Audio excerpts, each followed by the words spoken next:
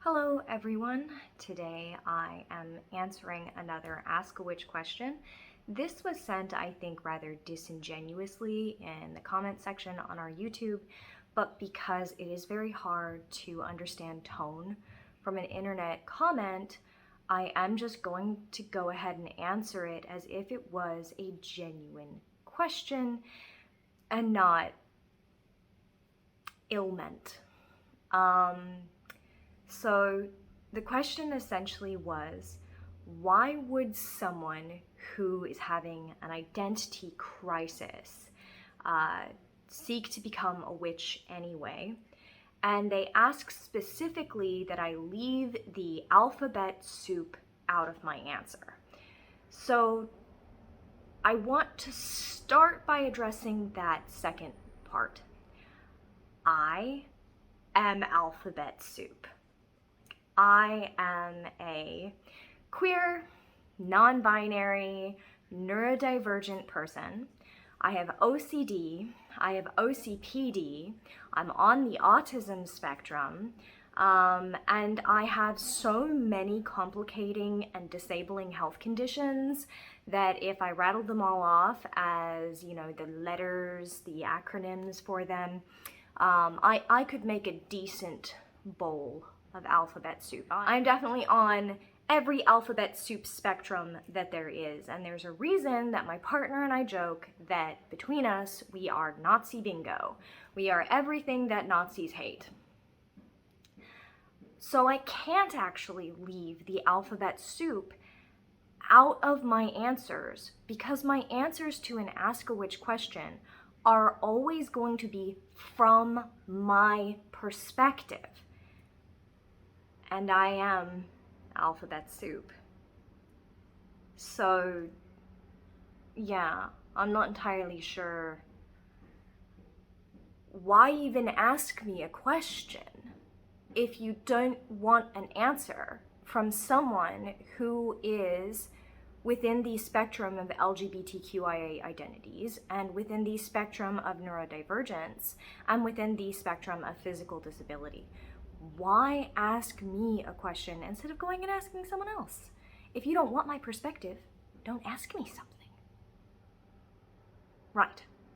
So, assuming that you want my answer, even though I am part of the alphabet, to why someone with an identity crisis would seek to be a witch,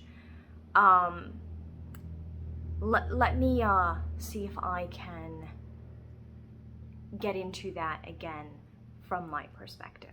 So, I don't have an identity crisis. I know who I am very strongly. I have a very strong sense of identity.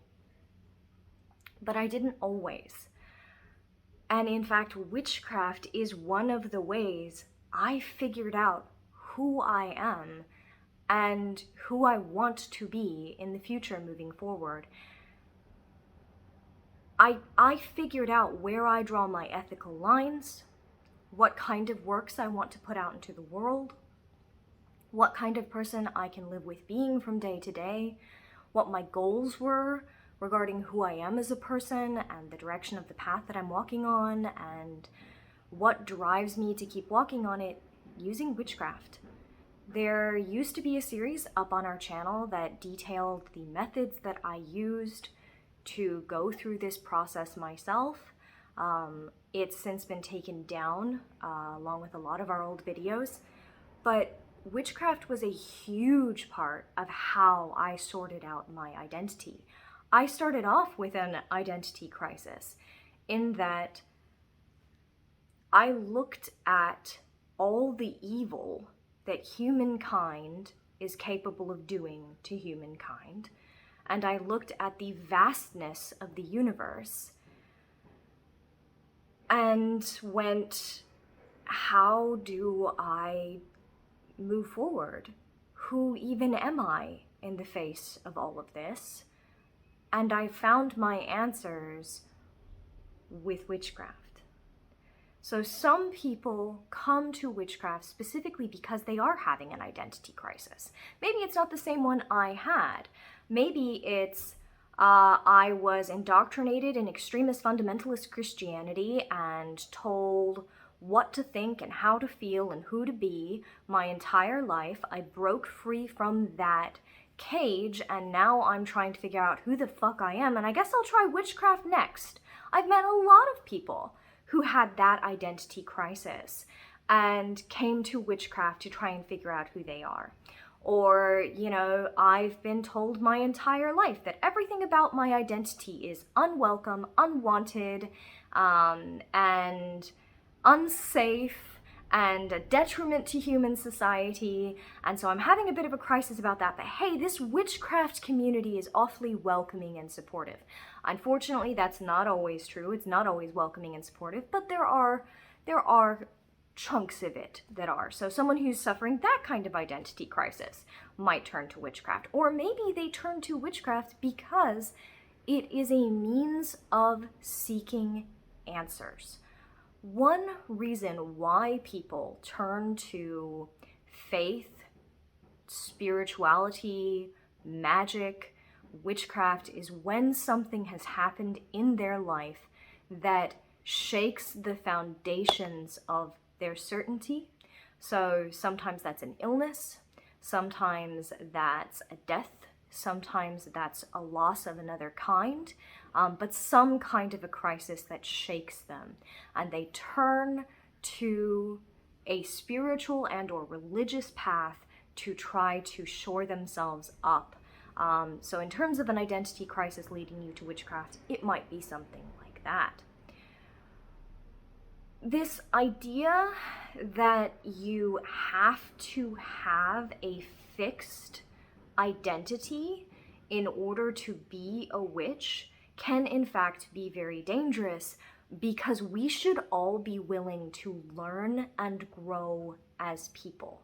We should always be willing to be flexible in our certainty. There's a difference between having a firm idea, a sense of self, a firm notion of who you are, and a strong sense of personal power and autonomy, and being stagnant, rigid, unwilling to grow, unwilling to change.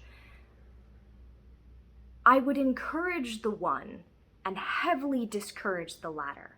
And sometimes, as a witch, being willing to acknowledge that we've made a mistake with who we've allowed ourselves to become is going to lead to an identity crisis. And why would we abandon witchcraft as our means of sorting through that? So let's say that you already are a witch and you have a good sense of identity, and then you come across something that challenges it. And rightfully, you don't do the asshole thing and say, well, this is just who I am as a person and everybody else has to deal with it. But instead you go, wow, have I become someone I don't want to be?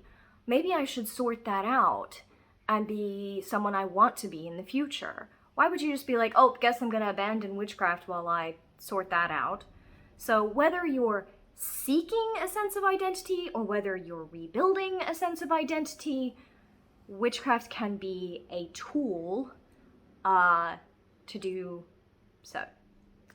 Okay. I hope that answers your question. Let me know if there's more you want me to elucidate on in there. Please feel free to send us questions for Ask a Witch. We have a lot I'm working my way through, but hopefully we will get through all of them eventually. Be safe out there, everyone.